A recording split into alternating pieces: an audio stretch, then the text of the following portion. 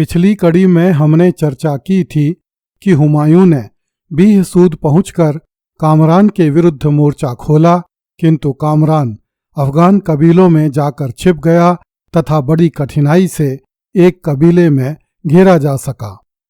किंतु कामरान बड़ी चालाकी से हुमायूं के अमीरों को धोखा देकर वहां से भाग निकलने में सफल हो गया। जब हुमायूं को कामरान के भारत भाग जाने की सूचना मिली तो हुमायूं बड़ा प्रसन्न हुआ। वह अपने हाथ भाई के रक्त से नहीं रंगना चाहता था, किंतु कामरान के चले जाने के बाद उसकी आवश्यकता भी नहीं रह गई थी। अतः हुमायूं ने बागे सफा नामक स्थान पर एक बड़े उत्सव का आयोजन करने का निश्चय किया। हुमायूं ने अपने संदेशवाहक काबुल भेजकर अकबर को तथा हरम की समस्त बेगमों को वहीं पर बुलवा लिया।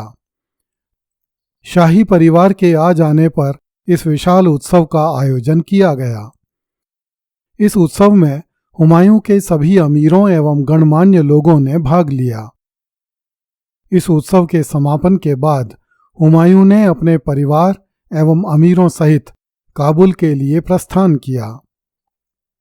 इस समय तक हुमायूं को काबुल छोड़े हुए 6 माह से भी अधिक समय हो चुका था। जब भी हुमायूं किसी सैनिक अभियान पर काबुल से बाहर जाता था, कामरान काबुल पर अधिकार कर लेता था, किंतु इस बार कामरान काबुल पर अधिकार नहीं कर सका। यह हुमायूं की बड़ी सफलता थी और इससे भी बड़ी सफलता यह थी कि अब कामरान पूरी तरह शक्तिहीन होकर अफगानिस्तान से चला गया था। इस कारण हुमायूं अपने परिवार एवं राज्य पर अधिक ध्यान दे सकता था। अबुल फजल ने लिखा है कि इस समय तक अकबर 10 साल का हो चुका था, किंतु अब तक उसकी विधिवत शिक्षा आरंभ नहीं हुई थी।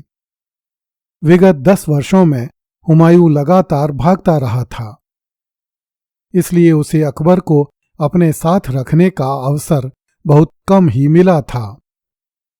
इस भागम भाग और राजधानी की छीना झपटी के कारण अकबर की शिक्षा का प्रबंध नहीं हो सका था। अब जबकि कामरान अफगानिस्तान की धरती से दूर जा चुका था, हुमायूं को अकबर की शिक्षा पर ध्यान देने का समय मिला।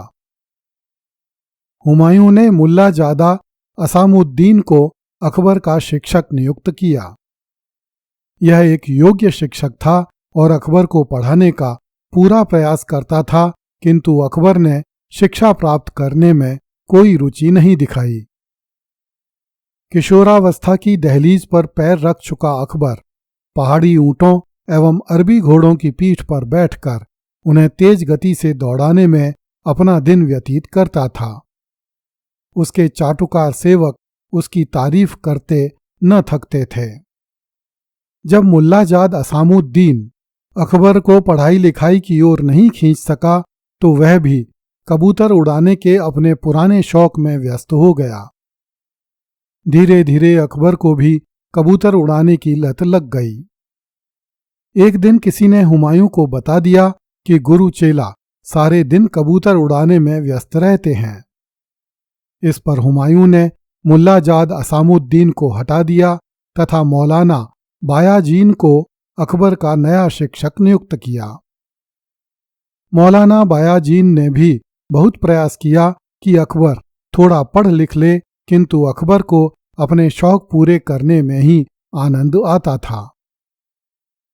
अब अकबर ने कुत्तों के द्वारा हिरणों का शिकार करने का एक नया शौक पाल लिया।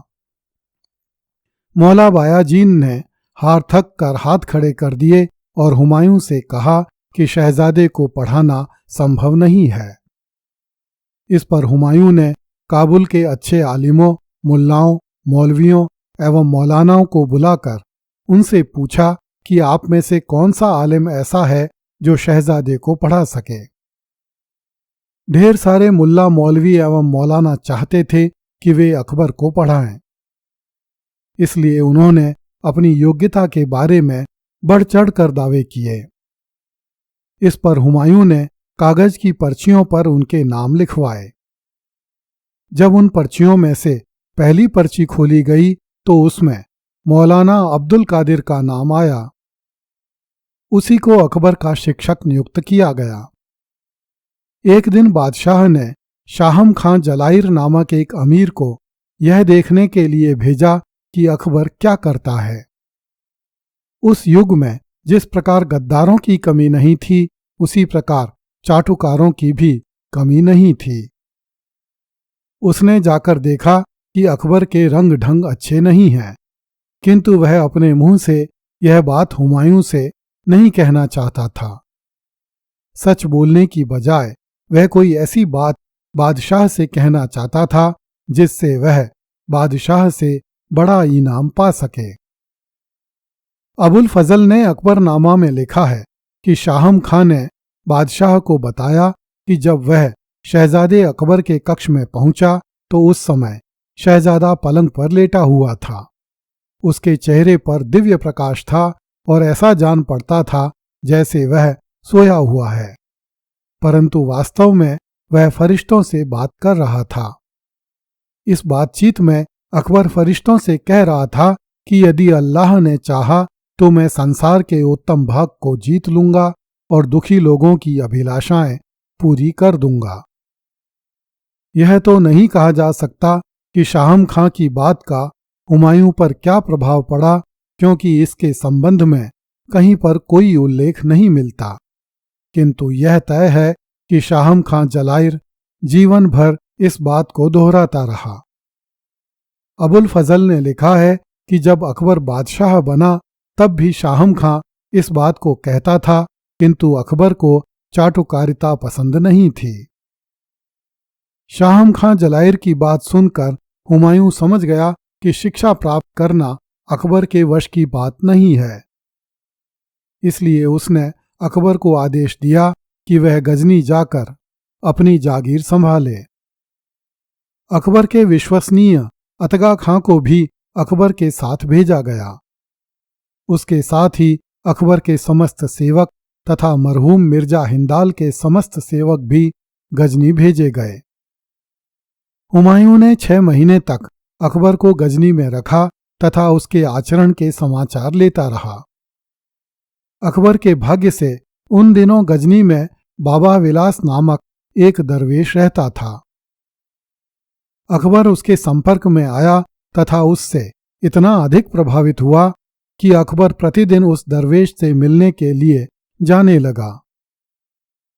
जब हुमायूं को यह समाचार मिला तो हुमायूं बहुत संतुष्ट हुआ। गजनी में रहने वाले चाटुकार लोग नित्य ही अकबर की कुशाग्र बुद्धि एवं न्यायप्रियता के समाचार हुमायूं को भिजवाने लगे। उन्हें सुनकर हुमायूं को भी विश्वास हो गया कि बाबर के बेटों ने जो कुछ भी भूमि खोई है, उस समस्त भूमि को बाबर का यह वंशज अवश्य ही फिर से प्राप्त कर लेगा।